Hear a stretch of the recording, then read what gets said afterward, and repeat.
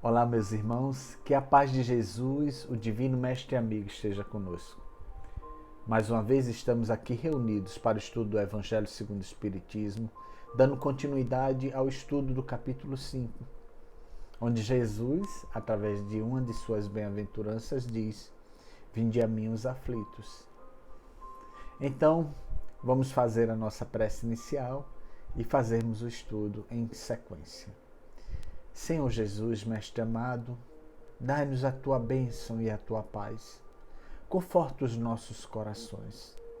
Ilumina os nossos lares, nossas famílias, nossas vidas, nossos amigos. Permita, Senhor Jesus, com a presença dos Espíritos amigos, o estudo do dia de hoje. Assim seja. A mensagem que eu reservei para a gente começar o estudo é a mensagem Vê e Segue, que está no livro Fonte Viva, através da mediunidade de Chico Xavier, orientação do Espírito Emmanuel, que assim começa. Uma coisa eu sei, eu era cego e agora vejo. Disse João no capítulo 9, versículo 25. Apesar de o trabalho renovador do Evangelho, nos círculos da consolação e da pregação, desdobrar-se diante das massas, semeando milagres de reconforto na alma do povo, o serviço sutil e quase desconhecido do aproveitamento da Boa Nova é sempre individual e intransferível. Os aprendizes da vida cristã, na atividade vulgar do caminho, desfrutam do conceito de normalidade, mas se não gozam de vantagens observáveis no imediatismo da experiência humana, quais sejam as da consolação, do estímulo e da prosperidade material, de maneira a agravarem o ensinamento vivo de Jesus nas próprias vidas, passam à categoria de pessoas estranhas, muitas vezes ante os próprios companheiros de ministério. Chegado a semelhante posição, e se sabe aproveitar a sublime oportunidade pela submissão e diligência, o discípulo experimenta completa transposição de plano. Modifica a tabela de valores que o rodeiam, sabe onde se ocultam os fundamentos eternos, descortina esferas novas de luta através da visão interior que os outros não compreendem. Descobre diferentes motivos de elevação por intermédio do sacrifício pessoal e identifica fontes mais altas de incentivo ao esforço próprio. Em vista disso, frequentemente provoca discussões acesas com respeito à atitude que adota à frente de Jesus. Por ver com mais clareza as instruções reveladas pelo Mestre, é tida a conta de fanático, o retrógrado, idiota ou louco. Só porém, procuras efetivamente a redenção com o Senhor, prossegue seguro de ti mesmo. Repara sem aflição e sem desânimo as contendas que a ação genuína de Jesus em ti recebe de corações incompreensivos e estacionários.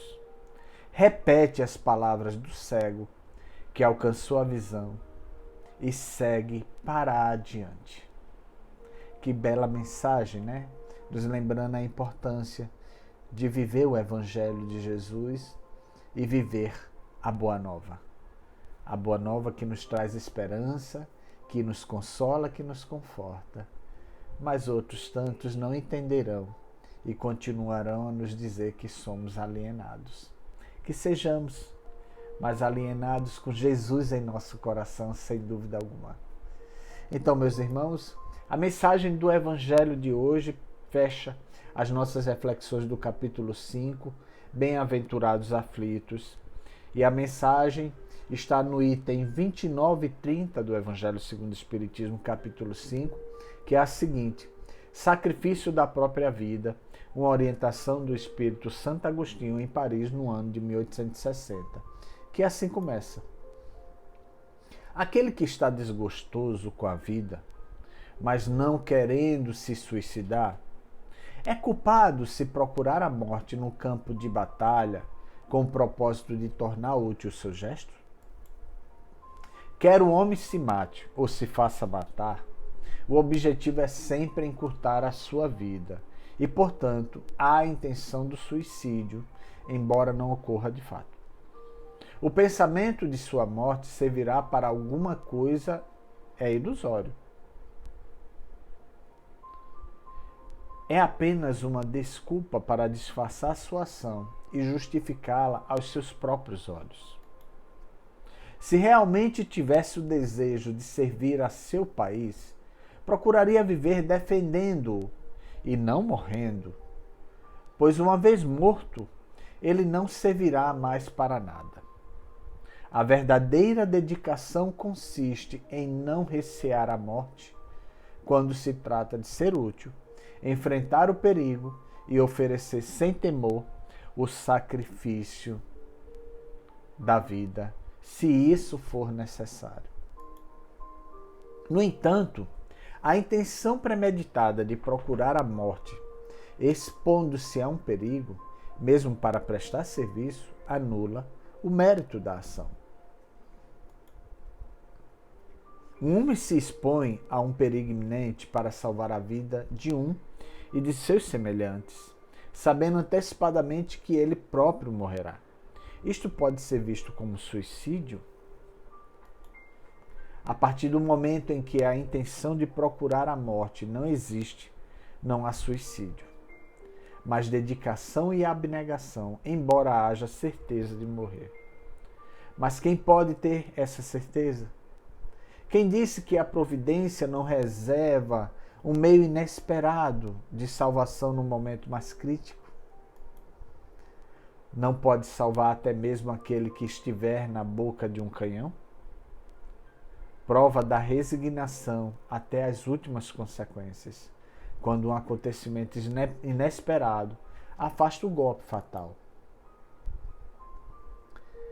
Nessa mensagem de Santo Agostinho, ele revive os diversos estudos que nós fizemos durante esse longo período do capítulo 5, onde um dos temas fala sobre a depressão, outro fala sobre o próprio suicídio, né? E outros tantos o sacrifício propriamente dito. A morte é uma coisa tão natural quanto a vida e que todos nós estamos traçados como espírito para um processo reencarnatório que nos olhos da matéria é nascer e que, consequentemente, com o desgaste do corpo pelos esforços naturais, por uma doença ou por alguma coisa que espontaneamente vem acontecer, nós estamos fadados ao desencarne, que é a morte do corpo físico. Nós não podemos transformar a nossa vida em motivo de morte forçada, o que pode se configurar como suicídio. Algumas tantas situações, devemos refletir, por exemplo, o uso exagerado de entorpecentes, medicações inadequadas para a saúde, bebidas alcoólicas, enfim. São tantas coisas que nós utilizamos e que às vezes não nos damos conta da importância de cuidar para não sofrermos as consequências de uma morte não programada e que devemos pensar com muito carinho sobre isso. Morrer em função do esforço de ajudar o próximo, de se expor até uma zona desconfortável, mesmo sabendo dos riscos, necessariamente não é suicídio. Até porque tem o mérito do motivo, que é a dedicação para o próximo. Mas devemos pensar de uma forma racional que nós também devemos estar vivos para servir bem. Então não podemos ter certas ilusões. Jesus nos quer pleno para o servir. Mas também não podemos buscar a morte de forma irracional, inconsequente e irresponsável. Esse tema fecha o Evangelho nos fazendo refletir sobre como servimos a Deus. De que forma buscamos Deus em nossa vida? Como Deus se faz presente em nossa viver, em nossa rotina? Como revelamos o amor que sentimos por Deus?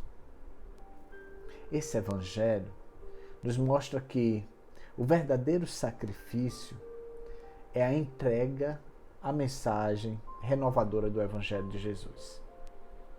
Porque, na verdade, o grande sacrifício não foi o nosso, se nós bem refletirmos. O grande sacrifício já foi oferecido há quase 2000 anos atrás. Há mais, de 2000 anos atrás, quando Jesus se permitiu morrer para salvar a humanidade. Mas salvar a humanidade de quê? De outras mortes? Não. Fazer a humanidade compreender que tinha uma mensagem reveladora que ele nos apresentava, que era o seu Evangelho, cheio de orientações, de transformações e de muito amor. O ensinamento do amai-vos uns aos outros, do perdão das ofensas, do oferecer a outra face, de ser indulgente, de respeitar as pessoas, de amar, vivendo o Evangelho de Jesus. Este é o grande objetivo desse Evangelho. Compreender Jesus na sua dimensão e com todas as possibilidades que ele nos oferece. Viver o seu Evangelho sem buscar meios para justificar a ausência de servir, mas ao mesmo tempo sem correr atrás de sacrifícios que não vão nos levar a nada. Tenhamos Jesus em cada gesto, em cada ação e sejamos motivo de felicidade na felicidade dos outros. Deus nos quer plenos para servir. Deus nos quer plenos para amar. Deus nos quer plenos para viver o Evangelho de Jesus em cada ato, cada gesto, cada pensamento. Que Jesus nos abençoe e nos ligue cada vez às coisas mais nobres da vida. Que a felicidade nos espera. Vamos fazer a nossa prece de encerramento. Te agradecemos, Senhor, por tantos ensinamentos recebidos através do Teu Evangelho. Cuida de nós, de nossas vidas, cuida das famílias que nos cercam, cuidam dos amigos que necessitam de amparo, de amor. Atende às rogativas daquele irmão que busca um conforto, um consolo para a sua dor. Senhor Jesus, afasta-nos das maldades do mundo, afasta-nos de corações maldosos, nos guia pelos caminhos do bem, do amor ao próximo, do respeito, da humildade e da simplicidade. Senhor Jesus, esteja sempre conosco. Louvado seja o Teu nome, Tua missão de amor, Tua mensagem reveladora, o Teu Evangelho. Sê conosco hoje e sempre, Divino Mestre e amigo Jesus. Assim seja. Que Deus nos abençoe e que a paz do Divino Amigo Jesus esteja com todos. Até o próximo encontro.